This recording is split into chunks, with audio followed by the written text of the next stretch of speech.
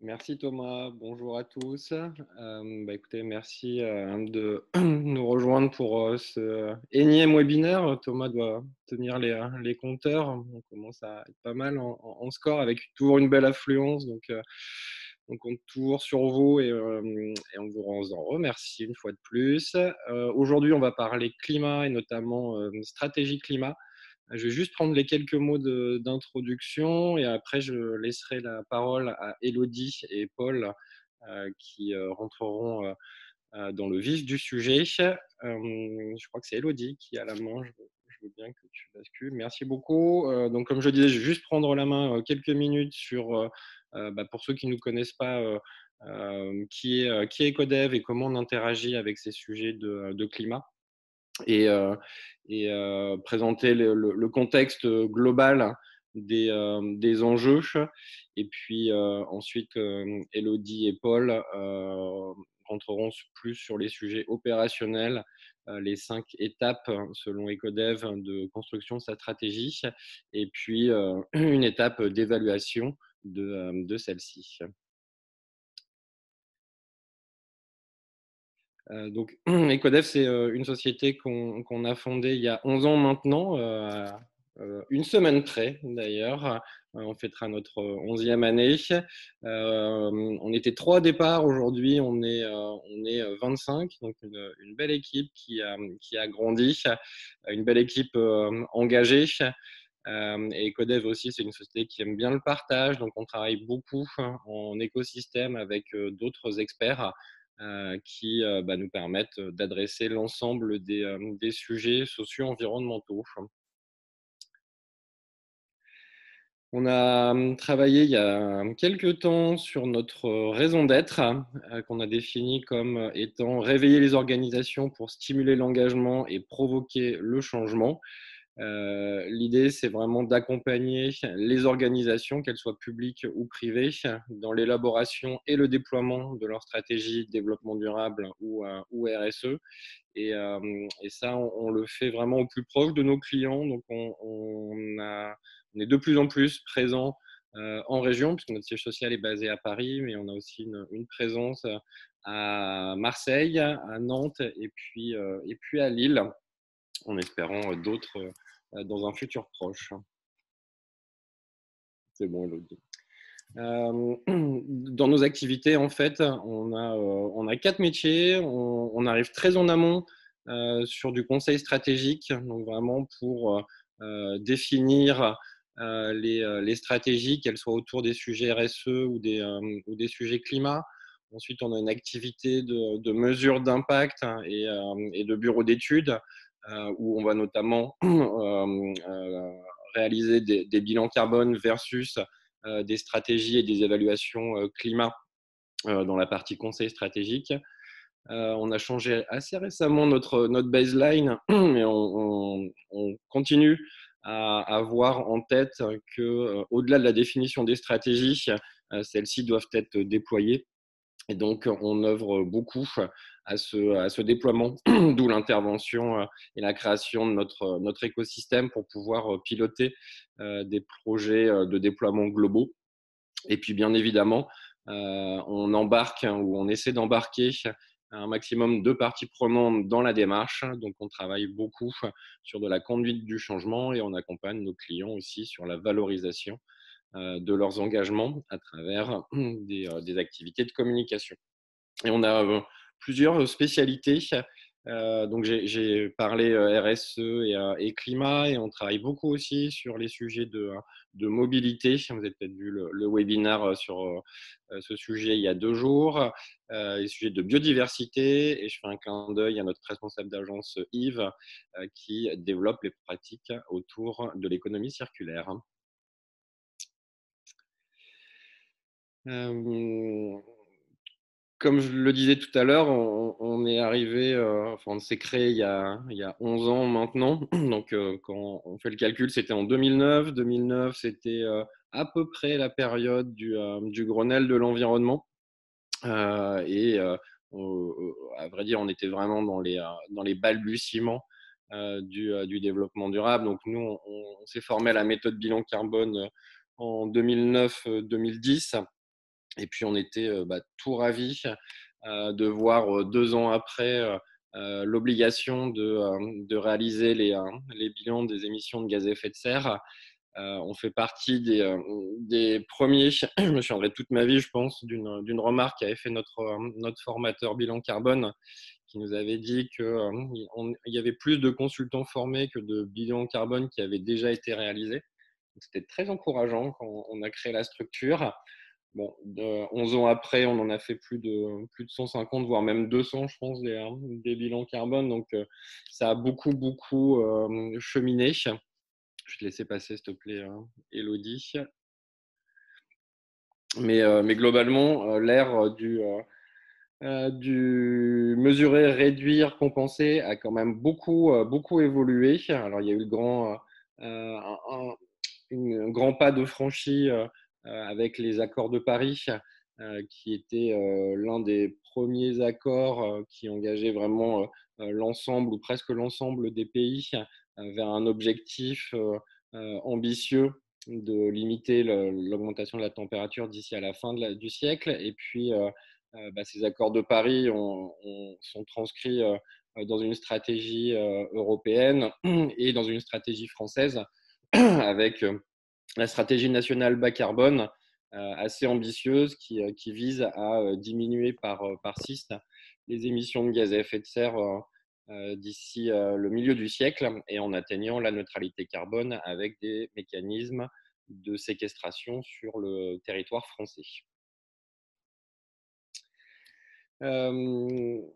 Pourquoi est-ce qu'on pense que l'enjeu est d'autant plus de taille? Bien, c'est que malgré ces diverses avancées, malgré ces accords, eh bien, on voit que il y a une inflexion vraiment drastique à mener pour pouvoir tenir ces objectifs qui sont écrits sur une feuille de route, mais maintenant qu'il faut transformer en fait réel. Et on n'a pas pris de l'avance, même si vous avez peut-être vu une publication d'il y a 1 ou 2 jours disant que l'Union européenne a baissé ses émissions de gaz à effet de serre sur l'année 2019, alors qu'il n'y a pas eu d'événement majeur. L'effort est vraiment conséquent et les efforts qui sont aujourd'hui menés ne sont pas à la hauteur de l'enjeu. Il y a vraiment un réel défi à relever. Je vais essayer de basculer, Elodie. Merci. Donc, cette ère de mesurer, réduire, compenser a atteint, selon nous, ses limites ou à minima n'est plus suffisamment ambitieux. D'une part, parce que quand on mesure, on regarde plutôt dans le rétroviseur avec une vision statique, là où on est sur quelque chose de totalement dynamique.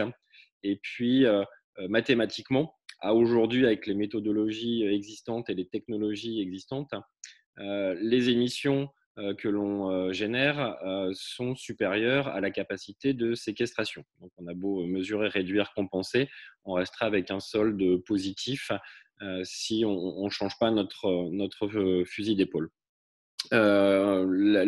Ouais, pardon. La notion. Non, c'était bien avant. Merci. La notion de périmètre est aussi très importante. Nous, on voit beaucoup de comptabilité GES qui se font à l'échelle du fonctionnement d'une entreprise et non pas à l'échelle de son activité. Donc, compter l'empreinte de céramètre de papier, c'est bien, mais regarder l'ensemble de son activité sur toute la chaîne de valeur, amont et aval, c'est très clairement là où il faut arriver très rapidement et ça nous aidera aussi à sortir des plans d'action court-termistes qui ne sont pas suffisamment ambitieux pour atteindre les objectifs, sachant que pour les tenir, on doit réduire à peu près de 3 à 7% annuellement les émissions. Et ça, c'est aussi lié dans les bilans carbone à la réalisation, à un manque de portage et de gouvernance autour du sujet. Donc, on pense qu'en montant un cran vers des stratégies climat, on arrivera d'autant plus à engager les décideurs et les actionnaires.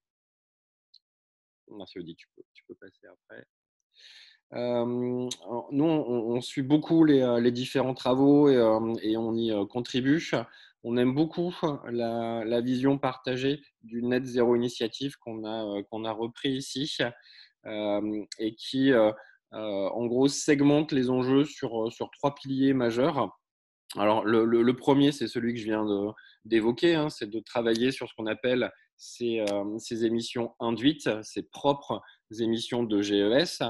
Le troisième pilier, c'est celui de l'augmentation des puits de carbone, et donc ça rejoint cette notion de compensation et d'émissions négatives.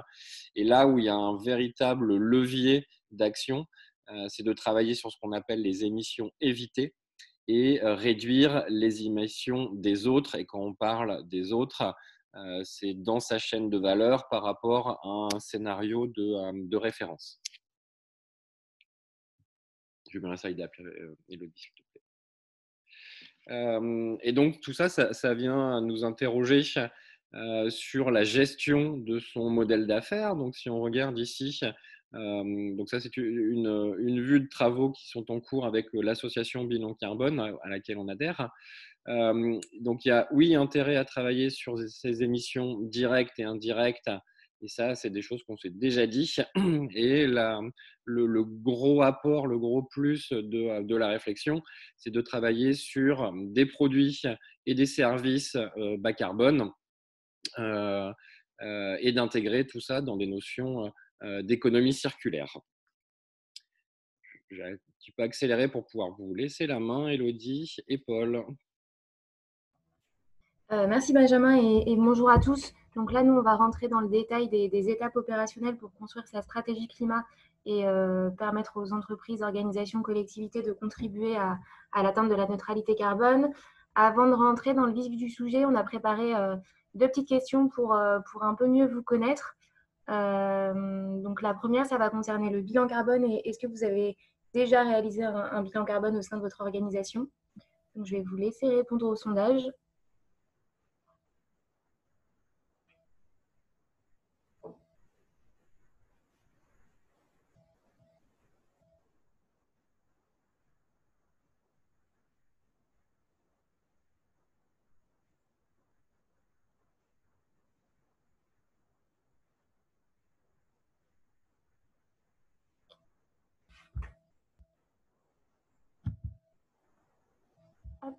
Et ben, du coup, on a 60% d'entre vous qui ont déjà réalisé un bilan carbone et 40% qui n'en ont pas réalisé.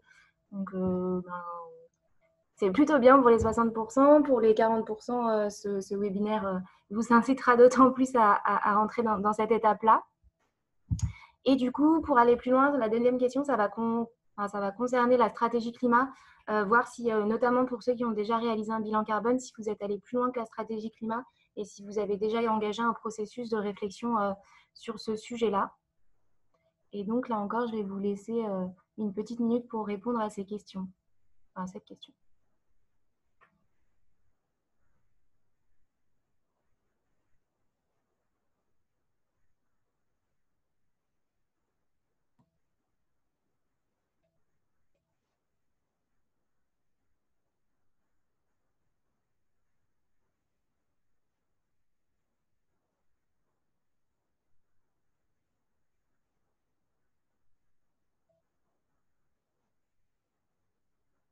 Ok, et ben du coup, sans surprise, hein, la majorité des personnes qui participent au webinaire sont intéressées par le sujet et sont en cours de réflexion ou ont déjà entamé le processus.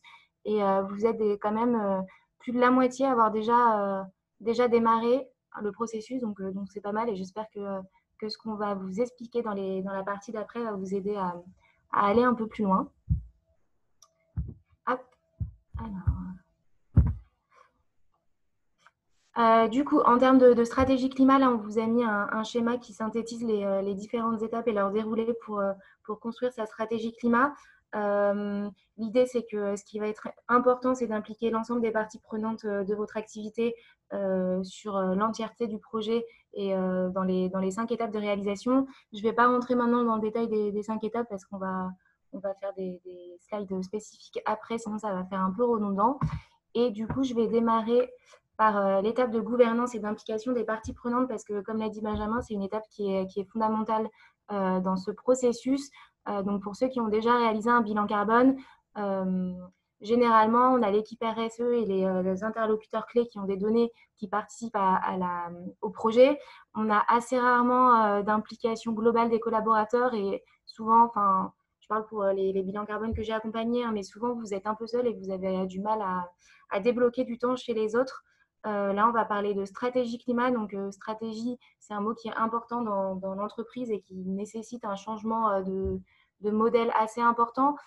Du coup, on ne va pas pouvoir faire un projet de stratégie climat juste au sein d'une équipe restreinte dans l'entreprise, mais il va falloir impliquer l'ensemble des collaborateurs et notamment, dans un premier temps, la direction. Parce que si on parle de stratégie d'entreprise, on va parler de modèle d'affaires, on va parler de décisions importantes pour l'entreprise et c'est fondamental que la direction soit impliquée dans ces décisions et valide les différentes étapes de développement de la stratégie climat. En termes de collaborateurs, c'est également important que l'ensemble des collaborateurs soient impliqués et que du coup, la partie management intermédiaire soit également impliquée pour faire descendre les processus de décision et pour faire descendre les informations clés. Et sachant qu'au quotidien, ça va être les collaborateurs qui agissent pour votre entreprise, qui vont mettre en œuvre les actions, c'est également important, d'une part, de les solliciter pour être sûr de prendre en compte l'ensemble du périmètre, de définir des actions qui sont pertinentes et qui sont cohérentes avec votre activité, et également de les mobiliser pour que les actions soient bien mises en place une fois que la stratégie climat est décidée et validée. Comme le disait Benjamin, l'idée, c'est pas de se focaliser sur son activité de fonctionnement seulement, mais de prendre en compte l'ensemble de son périmètre d'activité. Et comme vous travaillez souvent pas tout seul, mais avec des partenaires externes, l'idée, c'est également de pouvoir les impliquer parce que selon vos activités, vous allez avoir des postes d'émission qui vont plutôt être sur des postes de fret, d'approvisionnement ou d'utilisation de vos produits. Et si vous impliquez pas vos fournisseurs, vos clients et vos prestataires, vous allez agir sur un périmètre qui est restreint selon votre activité. Donc l'idée, c'est qu'en fonction de vos caractéristiques, vous puissiez faire une cartographie de vos parties prenantes et essayer de cibler au moins les parties prenantes les plus stratégiques pour vos stratégies climat et pour les impliquer dans le processus. Une fois que vous avez fait cette étape de définition de la gouvernance, donc vous allez pouvoir passer à l'étape 1, qui est le diagnostic de vos émissions et de vos enjeux. Donc, l'idée, c'est de pouvoir identifier notamment vos principaux postes d'émissions et de voir où se situent vos enjeux carbone pour savoir où est-ce que vous allez mettre le curseur pour diminuer vos émissions. Ça va également pouvoir être l'occasion d'identifier vos risques climat et vos opportunités en fonction des changements climatiques. Les risques climat, ça va concerner notamment tout ce qui va être dépendance aux énergies fossiles, où vous allez avoir des risques dans le futur, des risques financiers ou des risques d'approvisionnement. Ça peut également être si vous approvisionnez en matières premières non renouvelables, qui a un risque de disparition ou de changement de répartition. Vous allez devoir un peu modifier votre business model, donc il faut l'identifier assez en amont pour pouvoir anticiper ça. Et en termes d'opportunités, selon vos activités, le changement climatique va permettre de développer d'autres secteurs d'activité, va permettre de booster votre activité. Et là encore, ça va permettre d'identifier ce que vous pouvez mettre en place dès maintenant pour booster votre activité à ce niveau-là. Ensuite, vous allez pouvoir regarder votre empreinte carbone par rapport à si vous faites du transport, vos kilomètres parcourus, si vous faites si vous fabriquez des produits par rapport à vos unités de produits vendus et de comparer ces émissions par rapport à celles de votre secteur d'activité pour pouvoir vous situer. Et lorsqu'on parle de budget carbone, c'est important parce que ça vous permet de voir quelle est votre part d'émissions dans votre secteur d'activité et du coup de voir quel budget carbone peut vous être dédié et comment vous vous situez pour définir votre trajectoire de réduction. Et à l'issue de cette étape, l'idée, c'est de pouvoir également identifier quels sont vos potentiels de réduction et du coup de faire une analyse assez fine de vos flux, de votre activité pour pouvoir dès maintenant identifier quels sont les leviers d'action possibles et d'essayer de chiffrer déjà à cette étape-là les gains de CO2 que ces leviers d'action pourraient avoir. Pour faire tout ça, Benjamin en a parlé, mais le bilan carbone, c'est une étape qui est importante et qui permet de faire un diagnostic. Donc, comme le disait Benjamin, donc le bilan carbone, c'est regarder dans le rétroviseur et faire quelque chose à court terme. Donc, ce n'est pas forcément l'idéal quand là, on pense à des stratégies 2030-2050. Mais en termes de première étape, pour identifier où sont ces enjeux, c'est quelque chose qui est intéressant et un outil qui est fondamental et que nous, on utilise pour cela. Si vous avez une activité spécifique centrée sur un ou plusieurs produits ou un ou plusieurs services, vous pouvez aller plus loin et faire des analyses de cycle de vie pour préciser un peu le périmètre de vos émissions. Vous pouvez faire du coup une cartographie des risques climatiques, analyser votre secteur d'activité et au global faire un audit un peu plus global de votre activité et de votre organisation. Une fois que vous avez du coup identifié où se situaient vos enjeux et où est-ce qu'il allait falloir agir, vous allez pouvoir travailler sur les cibles de réduction et vous fixer vos objectifs à moyen et long terme.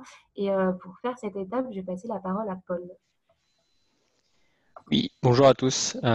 D'abord, ravi de voir qu'il y avait zéro climato-sceptique dans le sondage. Au moins, on a un discours assez ouvert et ça devrait permettre un bon échange aujourd'hui. Pour cette deuxième étape, donc la première étape, c'était vraiment définir le point de départ, faire l'état des lieux de votre situation. La deuxième étape, on va essayer de déterminer votre point d'arrivée, votre point de chute au final. Ce qu'il va falloir faire, ou au moins l'écart qu'il y aura entre là où vous êtes maintenant et ce qu'il va falloir faire pour vivre dans une économie bas carbone. Donc c'est pour ça qu'on parle de stratégie aussi, c'est que votre organisation doit pouvoir être pérenne sur dans une économie bas carbone, pardon. Et pour ça, il va falloir se fixer un objectif global pour l'entreprise. Cet objectif global, il est assez important parce que c'est aussi un moyen d'embarquer un maximum de parties prenantes. Ça va être un objectif qui va être facilement communicable. Mais pour définir cet objectif global, on va devoir définir des cibles intermédiaires, des objectifs intermédiaires par activité ou par poste d'émission, ce qu'Elodie a présenté dans la phase précédente, c'est-à-dire une fois qu'on a identifié nos gros postes d'émission, on va devoir définir des cibles par poste d'émission pour pouvoir atteindre cette cible globale qui sera communicable, qui va pouvoir embarquer un maximum de personnes. Pour définir ces cibles, du coup, on va s'appuyer d'abord sur des référentiels existants, le Net Zero, SBTI, il y a pas mal de choses qui existent. Et le but, c'est quand même de choisir quelque chose qui est adapté à votre activité, adapté à votre périmètre géographique, adapté à votre mode de fonctionnement également. Donc, l'idée, c'est qu'il existe pas mal de référentiels pour identifier votre cible. Maintenant, il va falloir choisir le bon pour que ce soit suffisamment adapté à votre entreprise ou à votre organisation, si vous êtes une collectivité, ou à votre activité. Donc ça, c'est la première chose.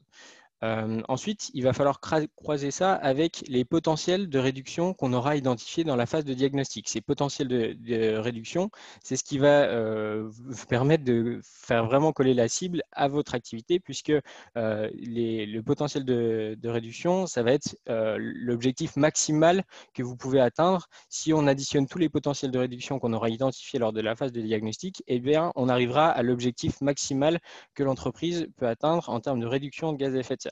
Donc ça va être important de corréler ça et de croiser ça avec les référentiels existants pour voir si les engagements sont faisables, sont suffisamment ambitieux pour exister dans une économie bas carbone et suffisamment adaptés à votre entreprise ou à votre organisation.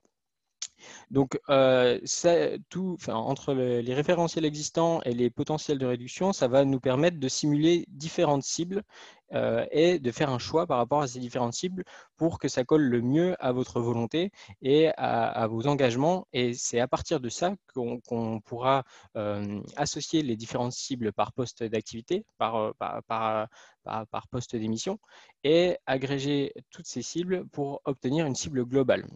Et là encore, on a besoin à cette étape de faire de la co-construction avec des parties prenantes, puisqu'il y a différents éléments en amont de votre chaîne de valeur ou en aval pour faire des cibles crédibles, des cibles robustes. On peut pas juste claquer des doigts pour avoir une cible et faire un copier-coller de ce qui existe sur d'autres entreprises ou sur d'autres secteurs. Il faut que cette cible vraiment soit adaptée et appliquée à votre activité. Donc ça, c'est...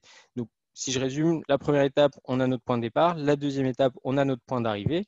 Et du coup, entre les deux, on va essayer de ne pas tirer une ligne droite. On va essayer plutôt de l'adapter à ce que vous faites et à ce que vous pouvez faire. Donc, la troisième étape, ça va être l'élaboration de cette trajectoire. Donc, dans cette étape, l'objectif principal, ça va être de définir les priorités en termes de postes d'émission puisque au final, vous ne pourrez pas tout faire en même temps en termes de levier d'action. Pour actionner les leviers d'action, vous ne pourrez pas tous les actionner en même temps. Donc, il va falloir prioriser un petit peu les postes entre ce que vous pouvez faire dès maintenant ou ce que vous pourrez faire dans 5 ans, ce que vous mettez en place maintenant, qu'est-ce que ça va impliquer sur les autres postes. Donc, le premier objectif, ça va être vraiment de définir la priorité sur les leviers d'action à actionner. Levier d'action actionné, pardon. Et l'autre objectif, ça va être de définir des objectifs intermédiaires, puisque c'est extrêmement intéressant de se fixer un objectif long terme 2050, même 2030 pour secteur d'activité, ça paraît extrêmement loin. Donc c'est assez facile de s'engager là-dessus, mais par contre, il va falloir définir des étapes intermédiaires pour pouvoir être sûr qu'on se dirige vers le bon cap, parce que l'objectif long terme, ça va être le cap, mais pour être sûr qu'on se dirige vers le bon cap, il va falloir faire des points de passage. Et ça sera la définition d'objectifs intermédiaires. Et c'est ça qui va nous permettre d'obtenir la trajectoire. Un petit peu à l'image de la SNBC, au final, de la stratégie nationale bas carbone, qui identifie des budgets carbone pour des périodes données de 3 ans. Et c'est ce qui nous 3-4 ans, c'est ce qui nous permet de faire des points de passage, de mettre en place des indicateurs de suivi également et d'élaborer cette trajectoire. Pour élaborer cette trajectoire, là aussi, ça ne se fait pas au doigt mouillé. L'idée, c'est de se baser là aussi sur des trajectoires sectorielles existantes. Par exemple, si vous avez une flotte de véhicules, il y a des trajectoires de réduction pour les consommations des véhicules. Donc, il faut s'appuyer là encore sur des référentiels existants. Il y a beaucoup de choses et là, ça va vraiment dépendre de votre activité, de vos actifs que vous possédez dans l'entreprise, de vos modes de fonctionnement, de vos relations avec vos fournisseurs. Est-ce que vous sous-traitez la plupart de votre activité? Est-ce que c'est plutôt en interne? Donc là, il y a énormément de benchmarks, de référentiels qui existent et il va falloir s'appuyer sur les plus pertinents.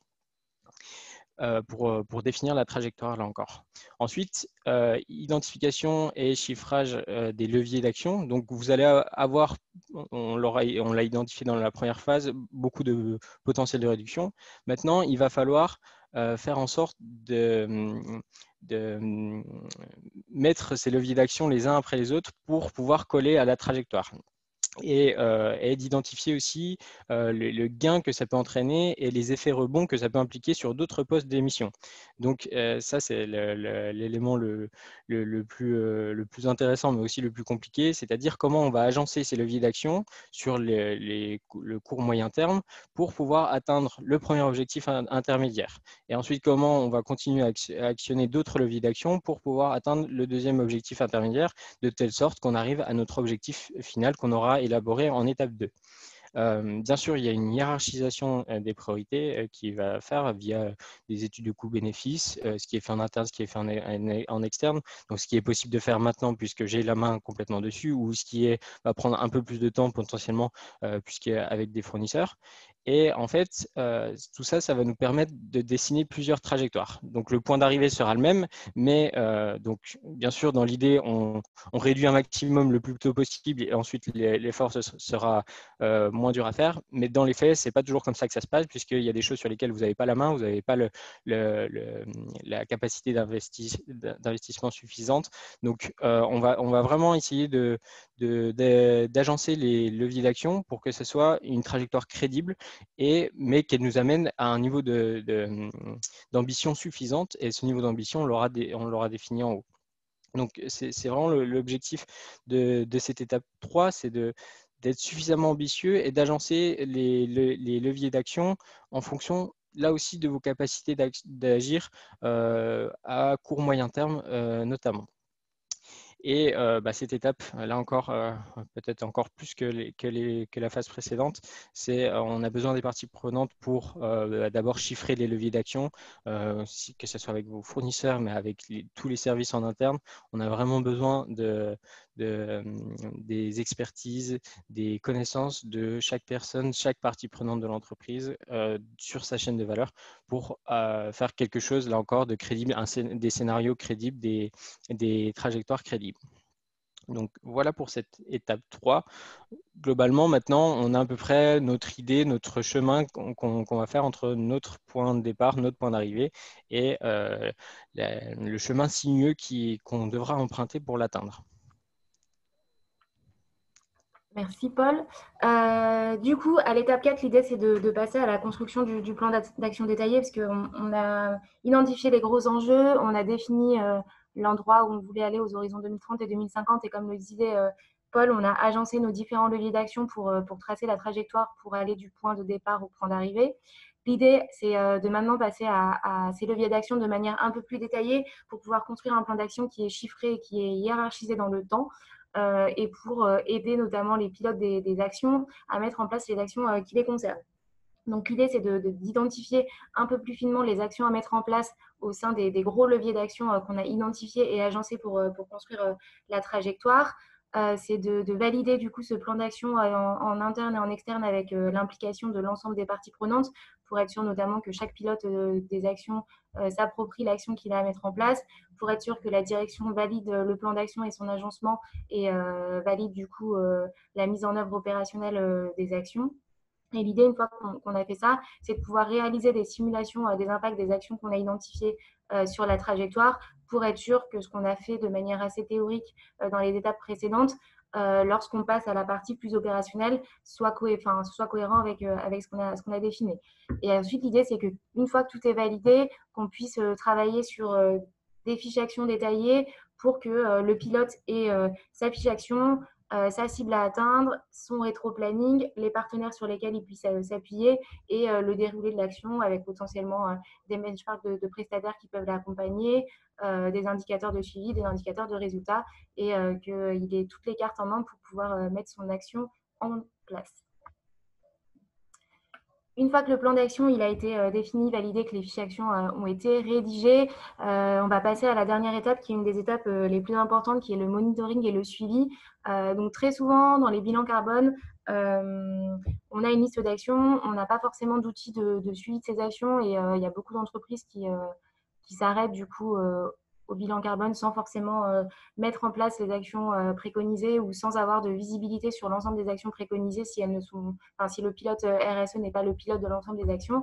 Donc l'idée c'est de pouvoir avoir un outil commun de monitoring et de suivi, donc un outil assez dynamique qui permet à la fois de suivre la mise en œuvre de la stratégie climat dans le temps, c'est-à-dire qu'au fur et à mesure que vous allez mettre en place les actions, chaque pilote va pouvoir remplir où il en est, ce qu'il observe, vous allez pouvoir faire des mesures de résultats assez régulièrement pour remplir cet indicateur, cet outil de suivi.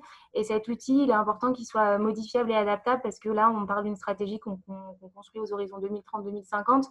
Donc 2050, c'est dans 30 ans. Il y a le temps de se passer pas mal de choses d'un point de vue réglementaire, technologique ou bouleversement de système de consommation. Donc l'idée, c'est que ça puisse être quelque chose que vous puissiez adapter en fonction des événements externes à votre entreprise pour pouvoir adapter cette stratégie et ne pas repartir de zéro à chaque fois qu'il y a une modification dans votre plan d'action ou dans votre modèle de décision. Pour ça, je l'ai déjà dit dans la partie fiche action, mais c'est important d'avoir des indicateurs de suivi et des indicateurs de résultats pour chacune des actions qu'on puisse remplir au fur et à mesure et qui permettent vraiment de voir l'impact du plan d'action et l'impact de sa mise en œuvre. Les moyens, donc je l'ai dit, c'est un tableau de bord commun qui permet de suivre la mise en œuvre des actions et leur impact. Et l'idée, c'est d'avoir à côté une formalisation d'une méthode de suivi qui accompagne ce tableau de bord. Comme ça permet à l'ensemble des personnes qui prennent en main ce tableau de bord de savoir l'utiliser. Et donc, cette étape de formation, méthodologie est assez importante pour avoir une appropriation commune de cet outil. Donc voilà, là on a détaillé les 5 étapes pour mettre en place sa stratégie climat. Donc si vous avez des questions, Thomas l'a déjà dit, mais vous pouvez les poser dans le chat et on y répondra à la fin. Pour faire une synthèse de tout ce qui a été dit, donc on va passer sur tout ce qui est facteurs clés de succès et les écueils à éviter. Donc en termes de facteurs de réussite, on l'a dit plusieurs fois, on a insisté dessus, mais l'idée c'est de pouvoir mobiliser, acculturer, former, impliquer l'ensemble du personnel et notamment la direction dans le projet pour avoir un projet qui soit porté par la direction et porté par l'ensemble des collaborateurs et que tout le monde puisse se mobiliser pour faire sa part. On parle de stratégie climat. À l'heure actuelle, il y a beaucoup d'entreprises qui fonctionnent sur des business models qui ne sont pas forcément compatibles avec un monde en dessous de 2 degrés. Et du coup, c'est nécessaire de remettre en cause pour une grande partie des entreprises et des organisations son business model et d'essayer de réfléchir à comment on peut fonctionner autrement. Donc, c'est un mode de réflexion qui est différent du mode de réflexion qu'on a actuellement. Et du coup, il faut être prêt à toutes les strates de l'entreprise à remettre en cause son business model, son mode de fonctionnement et la façon dont on travaille actuellement. Donc, ce n'est pas quelque chose qui est très facile à l'heure actuelle, mais c'est quelque chose sur lequel il faut commencer à travailler pour pouvoir démarrer la stratégie climat. Et après, sur la partie définition d'objectifs, l'idée, c'est d'avoir des objectifs qui soient ambitieux, donc pour permettre de contribuer à la neutralité carbone. Mais il faut aussi pas forcément se voiler la face et pas se dire qu'on va tous faire 80% de réduction des émissions de gaz à effet de serre, mais essayer de voir qu'est-ce qu'on a comme levier d'action. Donc, c'est tout l'importance d'identifier ces potentiels de réduction. Et comme l'a dit Paul, l'idée, c'est que quand on additionne ces potentiels de réduction, on a son objectif maximal. Donc, l'idée, c'est de croiser cet objectif réel avec un objectif ambitieux pour pas décliner une stratégie qu'on ne sera pas en mesure de réaliser. Et du coup, ça rentre aussi dans les erreurs à éviter, mais l'idée d'avoir une trajectoire copier-coller, par exemple, on prend simplement juste la SNBC, une trajectoire sectorielle, on la copie-colle à notre activité sans forcément rentrer dans le détail. Enfin, vous allez avoir une trajectoire qui n'est pas forcément adaptée à vos caractéristiques et l'idée, c'est de creuser un peu plus loin que de faire ça. Donc, la partie dans les bilans carbone, généralement, ce qu'on peut faire, c'est essayer de voir et de projeter les émissions des entreprises aux horizons 2030 et 2050 en suivant les objectifs de la stratégie nationale bas carbone ou d'autres référentiels. L'idée, quand on parle de stratégie climat, l'idée, c'est vraiment d'avoir un plan d'action sur du long terme. Et du coup, à ce niveau-là, faire ça ne suffit pas et il faut aller plus loin. On parlait de périmètre de prise en compte. Donc, l'idée dans la stratégie climat et notamment dans la partie de diagnostic, c'est d'identifier l'ensemble des flux, l'ensemble des activités, l'ensemble du périmètre à prendre en compte. Au niveau réglementaire, vous le savez, mais les bilans carbone, c'est obligatoire pour les scopes 1 et 2. Donc, c'est principalement tout ce qui va être consommation d'énergie, climatisation et carburant de la flotte automobile. Ce périmètre-là, pour beaucoup d'organisations, beaucoup d'entreprises, ça concerne 20% de vos émissions. Et si vous vous basez sur ça pour construire vos stratégies climat, vous allez omettre 80% de vos émissions. Et donc, à la fin, vous n'allez pas avoir une stratégie climat suffisamment ambitieuse pour atteindre les objectifs globaux. Et ça m'amène au troisième point, qui est la communication racoleuse. Là, c'est plutôt un conseil, faites attention à ce sur quoi vous communiquez. Donc, on a vu pas mal de choses passer, notamment sur les réseaux sociaux, dans la publicité, sur des vols neutres en carbone, des circuits de Formule 1 neutres en carbone. L'idée, c'est de pouvoir communiquer sur des choses qui soient réelles et globales et pas essayer de tordre un peu les choses pour communiquer de façon à attirer les gens sur des objectifs environnementaux qui ne sont pas forcément vrais. Parce que par exemple, si on communique pour une entreprise où 90% de ses émissions sur le scope 3 qui communique neutre en carbone, alors que c'est neutre en carbone uniquement sur les scopes 1 et 2, et généralement c'est écrit en tout petit, c'est vrai dans les faits sur le scope 1 et 2, mais du coup au niveau global, c'est pas du tout neutre en carbone. Donc faut faire attention et du coup ça renvoie au périmètre de prise en compte où c'est une étape fondamentale qu'il faut pas négliger et l'idée c'est vraiment de prendre vos émissions significatives. Du coup, voilà sur la partie stratégie climat. Donc, je vais passer à la main à Paul sur la partie comment évaluer sa stratégie climat. Je te laisse la main, Paul. Oui, merci. Je vais aller assez vite pour avoir un peu de temps pour répondre à vos questions. Si jamais on n'a pas le temps de répondre à toutes vos questions, il me semble qu'il y aura une Q&A qui sera organisée. Thomas, tu m'arrêtes si je dis des bêtises. Mais donc, ne vous inquiétez pas, toutes les questions que vous posez sur le chat auront une réponse à un moment ou à un autre. Alors, est-ce que tu peux passer cette slide, Elodie? Oui, tu peux. Ouais, il y a le petit sondage, je ne sais pas si tu l'as oublié. Ah oui, je l'avais oublié. Exactement. Oui, et la question est simple. Est-ce que vous avez déjà entendu parler de la méthodologie ACT?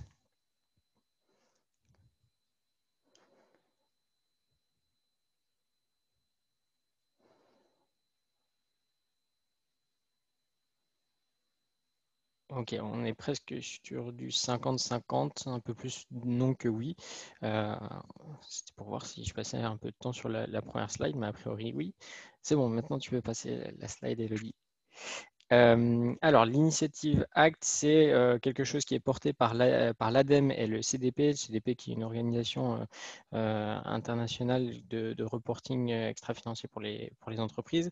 Ils ont décidé lors de la COP21 de porter une nouvelle initiative, puisque le constat était de dire que le simple exercice du bilan carbone et l'empreinte carbone n'étaient pas suffisantes pour adresser les vraies questions d'une transition bas carbone, c'est-à-dire comment engager les entreprises pour aller beaucoup plus loin que la simple comptabilisation carbone et le plan d'action à court terme. Au final, entre deux bilans carbone, ça n'était pas suffisant. Et en plus, il fallait un référentiel, là encore, une initiative qui permette d'avoir un degré de pertinence suffisamment important pour pouvoir communiquer sur des engagements publics. Donc, l'objectif de cette initiative ACT qui veut dire en anglais Assessing Low Carbon Transition, donc c'est un outil d'évaluation des stratégies climat des entreprises. L'objectif, donc, c'est de confronter la stratégie des entreprises à un référentiel d'évaluation pour voir si elle est pertinente et si l'entreprise pourra être rentable dans une économie bas carbone. Est-ce que son business model, est-ce que son modèle d'affaires est aligné avec une trajectoire bas carbone et est-ce qu'elle met en place les choses suffisamment importantes, des changements suffisamment radicaux, pour vivre dans une économie bas carbone. Ça, c'était le constat de base. Donc, dans les faits, comment ça se traduit? Ça se traduit par un outil d'évaluation où l'objectif, c'est d'abord d'être transparent sur les résultats, puisque c'est un système quasiment d'audit. Donc, il y a un référentiel qui existe, on a tout le système de notation qui est disponible et toute la méthode d'évaluation qui est disponible pour les évaluateurs et pour les entreprises et pour les tierces parties qui voudraient regarder ce qui se passe derrière l'évaluation. C'est une démarche sectorielle, là aussi c'est important, un peu à l'image de SBT qui a développé Science Based Target, qui a développé des courbes, des trajectoires sectorielles. Là, on va regarder et on va adapter le système, le référentiel par secteur en fonction des enjeux du secteur et en fonction du fonctionnement des secteurs et du reporting du secteur. Donc, on va s'appuyer par exemple sur des données en intensité. Pour le bâtiment, ça va être des kilos de CO2 par mètre carré construit ou des kilos de CO2 par mètre carré lorsqu'on est en gestion d'un bâtiment. Sur les transporteurs, on va regarder de la tonne kilomètre, on va regarder du passager kilomètre. Donc, vraiment des démarches sectorielles et adaptées aux enjeux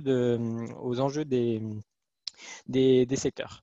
Un système d'évaluation, donc le but c'est de fournir aussi une évaluation indépendante et pertinente pour les parties prenantes, donc pour les investisseurs notamment, fournir un système d'évaluation pour savoir si l'entreprise va vraiment dans le bon sens et met vraiment les choses en place pour changer son modèle d'affaires et être aligné bas carbone.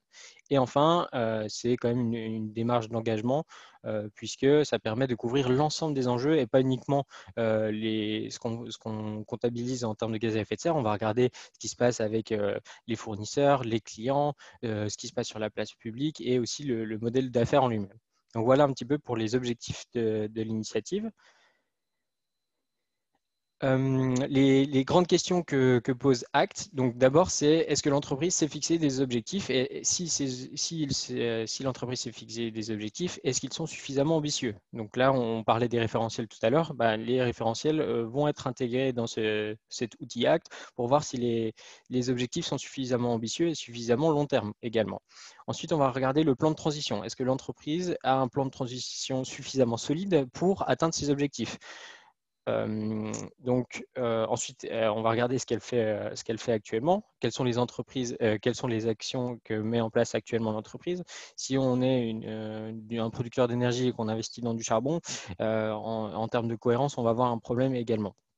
On va regarder l'héritage, ce qui s'est passé sur les quelques années avant l'année de reporting, pour savoir si la dynamique est plutôt positive et les émissions vont plutôt à la baisse, ou si on va plutôt dans l'autre sens et les émissions sont plutôt à la hausse. Donc, on regarde également ça.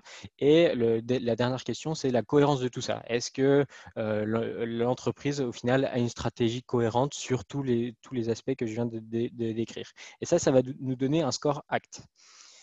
Donc, ce score ACT, il est détaillé en 3 parties. Il y a un score de performance qui va de 0 à 20, qui va complètement dépendre de ce que vous allez donner comme information à l'évaluateur, à l'espèce d'auditeur. Ce score de performance, c'est un fichier qui est assez bien détaillé, qui permet de récolter pas mal de données, à la fois quantitatives et qualitatives. Donc, sur vos objectifs de réduction, sur vos investissements, sur vos actifs, sur vos investissements immatériels, par exemple sur la formation que vous donnez à vos collaborateurs, ce genre de choses, à vos dépenses en R&D. Sur la performance de vos produits, tout simplement. Est-ce que c'est des produits bas carbone ou pas? Sur votre management, où est-ce qu'est situé le sujet climat dans votre entreprise? Est-ce que c'est plutôt au niveau du board ou est-ce que c'est plutôt à des niveaux intermédiaires? Et ensuite, les relations que vous avez avec vos fournisseurs, vos clients et sur la place publique, sur l'engagement en lui-même qui diminue eux aussi leurs émissions. Et enfin, le modèle d'affaires, le modèle économique. Est-ce que vous êtes prêt à changer de modèle d'affaires pour être rentable dans une économie bas carbone? Ensuite, il y a une deuxième note, la note d'évaluation entre E et A, où là, on va venir tempérer le score de performance. On va s'appuyer sur des données externes à l'entreprise, sur sa réputation, sur la crédibilité de cette stratégie carbone. Et enfin, la note de tendance donc c'est moins, égal ou plus. Ça répond à la question, si vous refaites l'évaluation dans 1 an, dans 2 ans, est-ce que vous aurez une meilleure note ou pas? Voilà un petit peu pour le score qui est divisé en 3. Donc actuellement, ce sont les secteurs qui ont été couverts par la méthodologie. Je parlais de référentiel tout à l'heure. Chacun des secteurs s'appuie sur ce genre de référentiel et donc c'est les secteurs qui sont actuellement développés. Pour les secteurs qui ne sont pas développés, il y a une méthodologie générique qui est en cours de finalisation actuellement avec l'ADEME. On participe à ce développement. Donc, cette méthodologie générique va être disponible dès l'année prochaine. Et en fait, ça va vous permettre de situer vos stratégies carbone par rapport à un certain nombre d'indicateurs et de vous dire si vous êtes sur la bonne voie ou non par rapport à ce que vous avez pu faire. Donc, il y a pas mal de gens qui ont dit qui étaient en cours d'élaboration ou qui avaient déjà bien avancé. Là, ça sera l'occasion de confronter votre stratégie par rapport à des référentiels existants. Voilà, j'ai essayé de faire au plus vite sur cette partie. Je m'arrête ici pour le moment en attendant de reprendre vos questions. Merci Paul. Du coup, on va traiter maintenant les questions qui ont été posées. On va essayer d'en traiter un maximum. Tiens, Thomas, et je vois qu'il y a 2 questions là qui sont vraiment dans la lignée de ce que vient d'évoquer Paul. Vas-y. Je vois, est-ce que ACT a développé donc une démarche sectorielle en agriculture? Paul a répondu que c'était en cours. Le message que je veux passer, c'est que l'ADEME a publié son appel d'offres sur le sujet. Et l'idée, c'est que la méthode a été développée. Maintenant, elle doit être testée auprès d'un échantillon d'acteurs, que ce soit agro ou, comment on appelait ça déjà, Paul? Restauration. Et donc, nous, on est typiquement à la recherche de sociétés qui seraient intéressées pour suivre cette évaluation. Donc, elles peuvent se manifester et pourront être proposées à l'ADEME et au CDP dans la phase de recrutement des entreprises, sachant qu'il y en a une trentaine qui sont censées être recrutées. Et pour la deuxième question, sur quelle différence entre ACT et SBT, c'est une question qui revient assez régulièrement. En fait, si tu peux remonter la slide, Elodie, encore une petite. Non, la slide juste après. Oui, celle-ci. En fait, SBT, ça permet de définir cette cible. Donc là, on est plutôt sur l'étape 2, c'est-à-dire définir le point de chute. Mais ACT, en fait, va regarder comment vous atteignez ce point de chute. Donc, ça prend en compte, bien évidemment, l'objectif que vous fixez, mais c'est qu'une partie, une composante de l'évaluation globale. Et en fait, ça répond uniquement à la première question, quels sont les objectifs que vous êtes fixés et surtout si les objectifs sont assez ambitieux. Donc SBT, on est plutôt dans cette dynamique, c'est se fixer un objectif. Par contre, la trajectoire ou le chemin pour y aller, il n'est pas vraiment regardé dans SBT. Merci. Du coup, s'il n'y a pas de complément, je vais vous poser du coup les questions qui ont été posées sur le chat. Donc déjà une question un peu globale. Combien de temps faut-il compter pour élaborer sa stratégie climat? C'est 5 étapes, de la définition jusqu'au fiche action, et combien ça coûte de se faire accompagner pour le faire? Du coup, sur la partie temps, j'ai envie de dire que l'idée, c'est de prendre autant de temps qu'il faut pour la faire bien, parce qu'on parle d'une stratégie sur, euh, sur 30 ans. En général, en minimum, nous, ce qu'on a pu voir, c'est autour de 6 mois. Mais sachant que 6 mois, c'était plutôt le minimum du minimum. Et après, ça dépend, au niveau management, implication des parties prenantes, comment ça avance. Et après, sur la partie budget, je ne sais pas, je vais peut-être laisser Benjamin répondre, parce que j'imagine que ce n'est pas facile. Oui, la question n'est pas évidente. Elle dépend bien évidemment de l'activité et du périmètre de l'entreprise. Pour donner un éclairage, les cas les plus simples qu'on a été amené à adresser, c'était un ticket d'entrée aux alentours des 30 000 euros. Et après, beaucoup plus difficile de mettre une barre haute. Ça peut aller du simple au double ou triple, hein. Merci. Je reprends les questions qui ont été posées au début. Est-ce qu'on pourrait redéfinir le terme de budget carbone? C'est Elodie, je crois, qui évoquait ce sujet. Ouais. En fait, du coup, dans le cadre de la stratégie nationale bas carbone, on a des objectifs de réduction à plusieurs étapes, donc 2030-2050 notamment. Et pour atteindre ces différents objectifs, on a défini des budgets carbone par secteur d'activité. En gros, ce qu'on appelle budget carbone, c'est l'enveloppe globale d'émissions de gaz à effet de serre qui est disponible, par exemple, pour un secteur d'activité.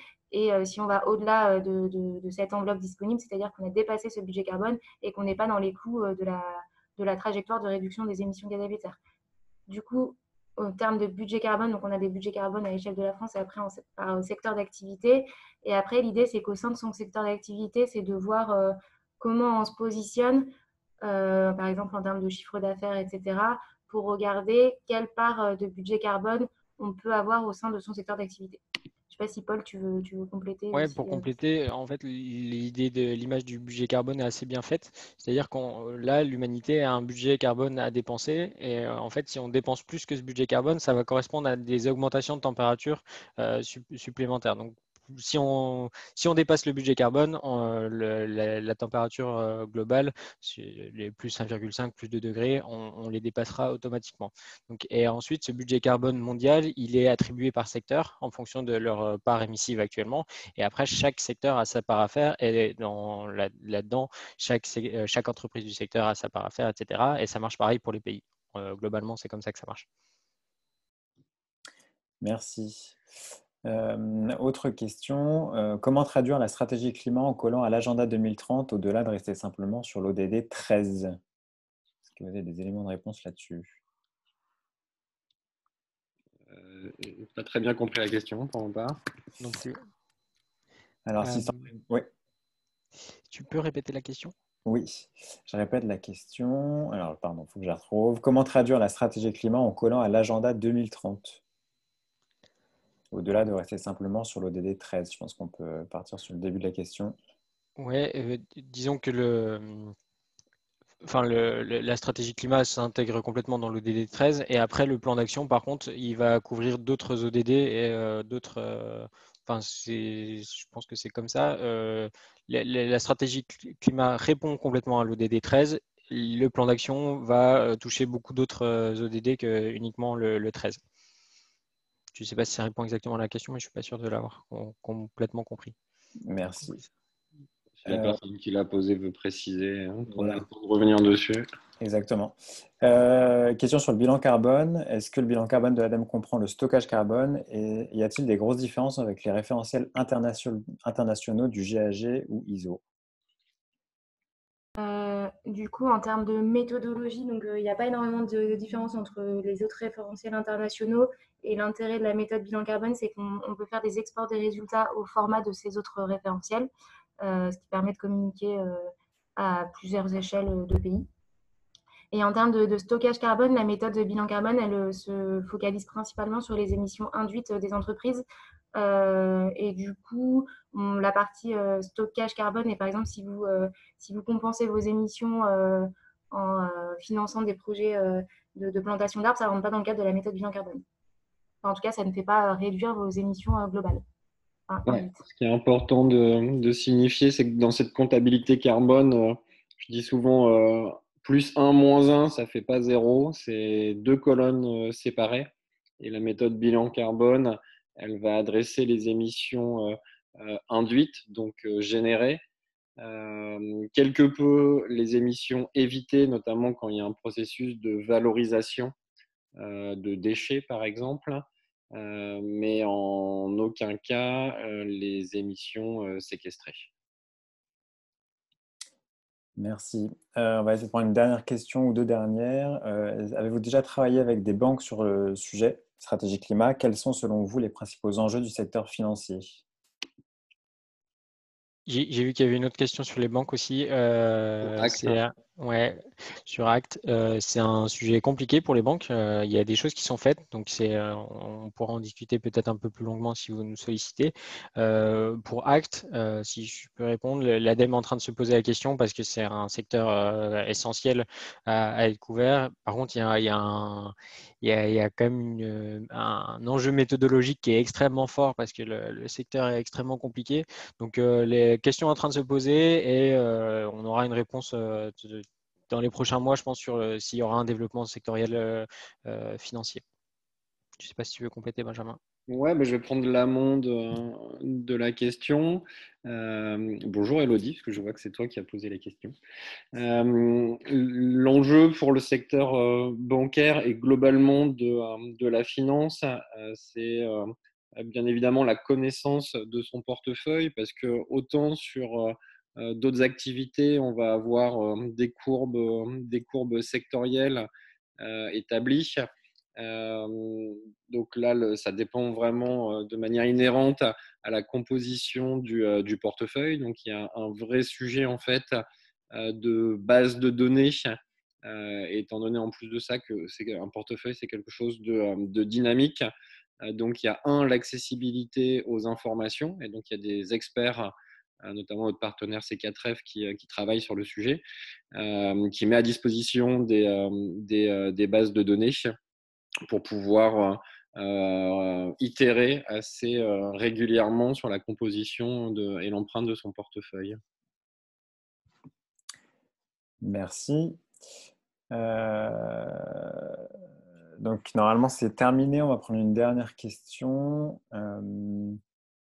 J'essaie de la retrouver. Alors, comment faire son benchmark lorsqu'on exerce une activité singulière, comme activité de recherche fondamentale? Intéressant. L'idée, de toute façon, c'est que quand on parle d'approche sectorielle, c'est donc par rapport à certaines industries ou activités, mais en règle générale, une activité ne va pas forcément rentrer uniquement dans une case sectorielle. Donc l'idée, c'est de détricoter son activité pour pouvoir aller plaquer ces différents éléments sur les approches qui sont sectorisées. Recherche fondamentale, c'est une bonne question.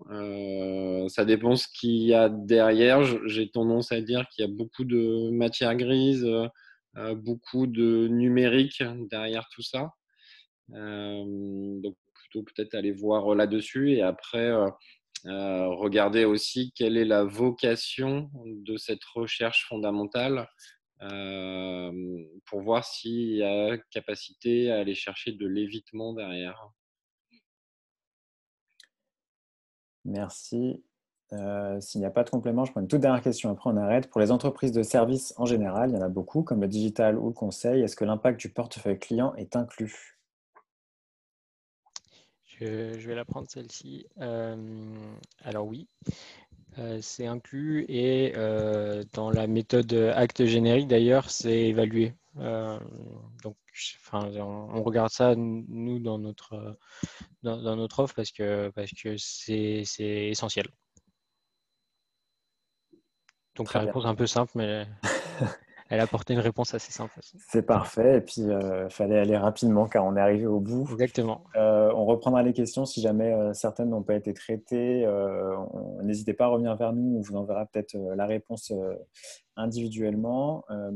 En attendant, je voulais vous remercier pour votre participation. Merci Paul, merci Elodie, merci Benjamin pour vos interventions. Et donc, on vous envoie le support de présentation par mail, le lien vers le replay. Et puis voilà, et merci à tous. Merci, bonne journée. Tout le monde, portez-vous bien. Merci, bonne journée.